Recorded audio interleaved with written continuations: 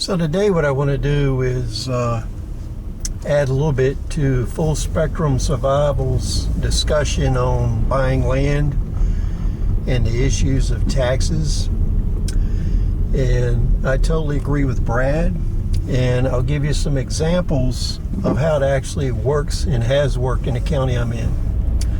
I live in a very poor rural county, and anytime that a municipality wants to tax land, they can go ahead and do that, because what happens is, for them to collect taxes that haven't been paid on land under current laws, they have to actually condemn that property and take it.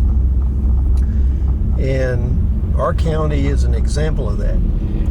So what happens in our county is 20 to 30% of people never pay their property taxes. Basically, they're unemployed, they're welfare recipients, or they live off grid.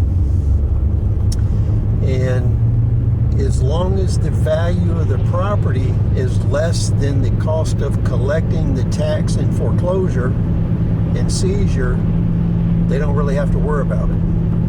Now imagine, as things move forward, they may pass laws where they can arrest you for not paying your taxes if you have the wherewithal to pay it, and try to force a sale. But I don't see that as being practical on low value property. And the reason is, during the Great Depression and also during the farm crisis in the 70s and 80s, I can remember where they would actually, banks would foreclose on farms, as would municipalities, for taxes and mortgage. And none of the local people would bid on any of the land or any of the farm equipment or any of the furnishings of the buildings. And anybody that came into the municipality to bid on that, they received hostile treatment from the locals, and they could not stay locally. And they would be harassed and followed around and so on and so forth. And that pretty quickly put an end to mass farm foreclosures. Now the difference is, what Brad's talking about is small stakeholders. So if you only own 1, 2, 3, 4, 5 acres of land, maybe up to 10, and it's not developed, or it has a low cost home on it, then the cost of evicting you and seizing the property will be more than anything they can get out of it. So an example, in our county, we had these two hotshot law firms came to the county commissioners and sold them on a bill of goods that they're going to come in here and straighten this problem up, and we're going to get these poor people and make them pay their due and all this crap.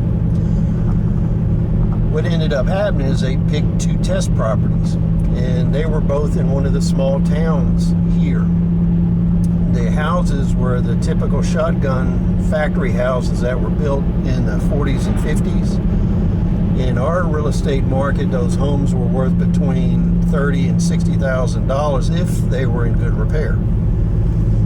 Most people that can't pay their taxes, their property's not in good repair, so the actual value was around $20,000, $25,000 on these properties. Now, when I was a kid, I worked for a real estate company, and we used to do foreclosures, and I worked as a locksmith for a while, and I used to open these properties up and change the locks and stuff. So I know a little bit about that process and procedure and what it costs. What we found in our county was a pre-gone conclusion. These law firms came in and they found to evict a tenant and then go through the foreclosure procedure for tax purposes and tax liens and all the reporting and the court appearances. The legal firms received more money in compensation than the property was worth. So they were all a net loss. So what that proved is, on small, low-value properties, local municipalities cannot seize them for tax purposes unless they want to punish a few individuals, as an example. So on a mass scale, they can't do it because it costs them more money than they can recover. They can't even recover the cost of the tax that they're owed, much less the cost of court proceedings, seizures, evictions, that kind of stuff. So I agree totally with Brad. If you are a small holder and your property doesn't have a lot of value, the court and legal fees will overwhelm any attempt to collect taxes. So please comment, rate, subscribe. We'll see you on the next episode.